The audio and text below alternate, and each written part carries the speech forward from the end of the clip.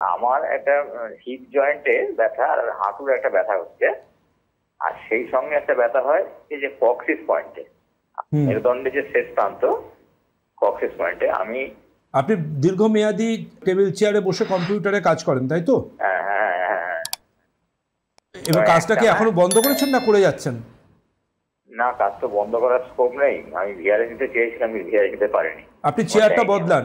আপনার চেয়ারটা কোনো গদি নেই, কাঠের চেয়ারে বসেন। আপনি কাঠের চেয়ারে বসি তো। আপনি কাঠের চেয়ারে বসেন, আমি তো এপাশ থেকে বলে দিচ্ছি আপনাকে। হ্যাঁ, আপনি কোন চেয়ারে বসেন সেটাও বলে দিচ্ছি। শুধু কক্সিসে, হ্যাঁ, আপনার খুব রোগাটে গরম, তাই তো? পাগুলো খুব সরু, তাই তো? ঠিকই বলতে যান।